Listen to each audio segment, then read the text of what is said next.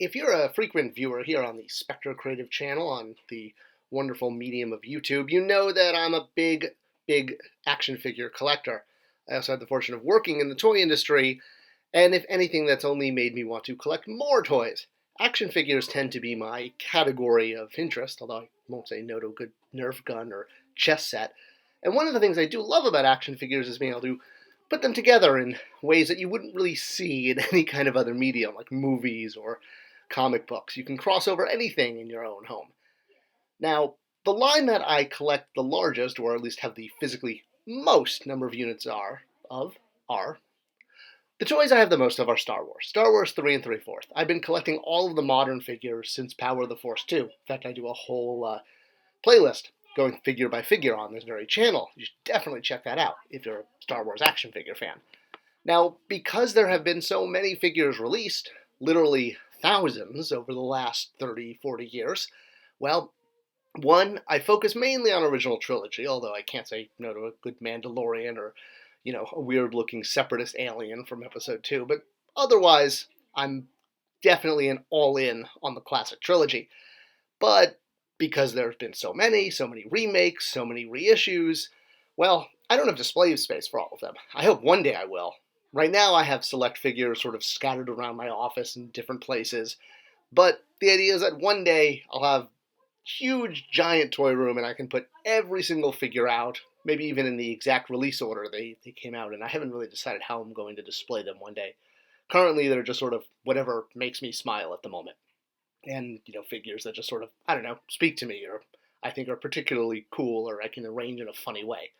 All right, so when I was a kid, before I, went into toy making and was just a collector, I had this great book by Steve Sansweet, Star Wars from Concept to Collectible, or from screen to concept to screen to collectible.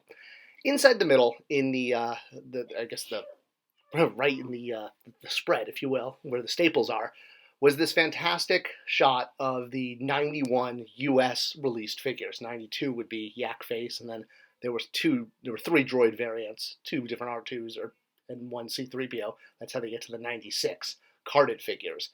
But this was the 91 that were released in the U.S., and I guess the ones, if you will, I had the potential to get as a child.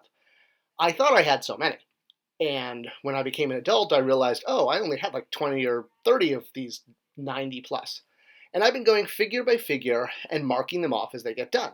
Some of them have not. Very few have not.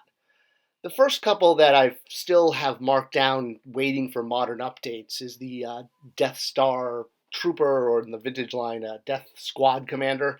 We've had a few Death Star Trooper figures, granted, and that's why I put this first one at sort of the wishy-washy edge, because the original figure with the character in gray is not screen accurate at all. So wanting this figure is kind of like, wanting a Walrus Man Ponda Baba. And yeah, I get that, every background character gets a name. This guy's apparently Derek? Sure, why not? Well, the reason the figure is gray in the original line is because the designers at Kenner at the time only had this one image. And in this image, it looked like he was wearing a gray outfit. Plus, this would differentiate him from the other black characters like Darth Vader, black outfitted characters. So, yeah, toy became gray. And it was really just a lighting effect. Definitely no gray suited Death Star troopers in the film. I've definitely checked on that one. Again, it's, very much like Ponda Baba and Walrus Man, Hammerhead, Snaggletooth. These were kind of figures inspired by Star Wars reference, shall we say. So, yes, while we've had a screen-accurate, black-suited Death Star Trooper, getting one in a gray outfit, it would be cool. It would be a nice nod towards the vintage line. And, hey, you could pretty much paint any existing tool for this figure in gray, and I think it would be acceptable. Can we say that it's missing from the 91, 92, 96, 120? That's definitely in the eye of the beholder. So that's why I put it as an iffy one. The second one that falls into a bit of the iffy category, as far as figures left to complete that still have the little sticky over it in my book, I haven't peeled it off yet, is the Rebel Commando, which was this guy here. Now, granted, the Rebel Commando, or what's more commonly the Endor Rebel Troopers, come in quite a few varieties. Even the, I guess, rewritten version where that's Commander Rex in the middle. So we've had quite a lot of Endor Trooper figures over the years. I mean, a lot. And they represent a huge variety in the costume. But the one that was released in the vintage line, the Commando, if you will, that's in the full green jumpsuit with square backpack, well, the only time we really got this in the modern line was in Power of the Force 2. And that figure's looking a little long in the tooth at this point. You know, it doesn't really hold up to current vintage collection figures. Heck, it doesn't really hold up to figures in the 30th anniversary collection. That was, 10 years ago, 12 years ago? I don't know, it was a while ago.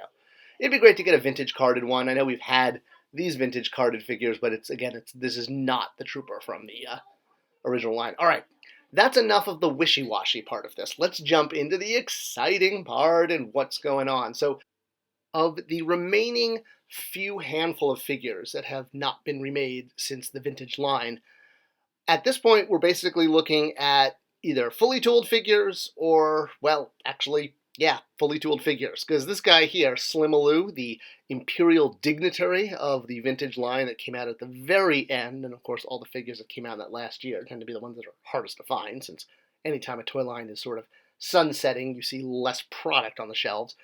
Well, in the movie, there were quite a few Imperial dignitaries, each one looking more like a evil munchkin than the last. And they basically, well, they didn't do much other than posing for this picture. They basically got off the Imperial shuttle with the Emperor on his arrival and walked with him down the, I don't know, what is it, landing bay? Yeah, ceremony room. Well, we've had two Imperial dignitaries released by Hasbro, but neither one is the vintage figure.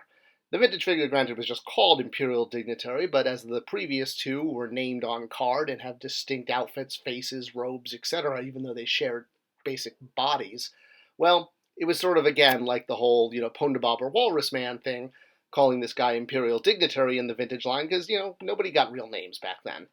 And we're talking specifically about the guy on the right there. The one on the left's been done, but yeah, Slimaloo there, he's basically the last straw, unless we're getting into the wishy-washy stuff with, Rebel Troopers and decos on Death Star Troopers.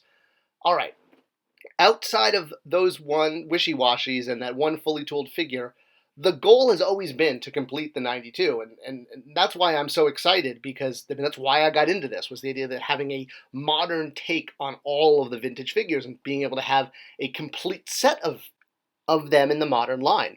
It's really cool being able to finally get close to completing that. Now, the first two figures they revealed, while they do look like they're repacks, they're actually different. This Stormtrooper is getting a new gun satchel, gun holster, to make him more like A New Hope and less like the Stormtroopers from Empire and Jedi. And this R2-D2 is getting a slightly retooled dome, so hey, it's Malibu Stacy with a new hat, but at least they're more screen accurate, and hey, I'm not going to say no to that. All right, outside of these two slight reissues, well, but the one that's really exciting is this guy here. And if you're a casual Star Wars fan, like i.e., Chewbacca and C-3PO, you may be looking, okay, who the heck is that guy? I don't remember him from a single scene. If you collected the original Kenner line, you may remember him. He was the Bespin security guard. In fact, the vintage line had two Bespin security guards, both called, shockingly, Bespin security guard. He came in your white and black skin tones, and again, much like Pondabob or Walrus Man, there were no individual names. He was just Bespin security guard. There's quite a lot of Bespin security guards in the movie. I think they're actually called wing guards is the technical term, because, Wikipedia and all that. And we see them when they betray the Imperial forces. There's some behind-the-scenes footage, some black and white images, some PR shots. Different characters have shown up in PR shots that are clearly not in the film, but, hey, with deleted scenes and all sorts of shenanigans happening on set, you never know. Maybe we'll eventually get characters based on every possible iteration. For the most part, though, they're in the background and not as noticeable, but they are unique in the sense that they're humans and each one has a unique face.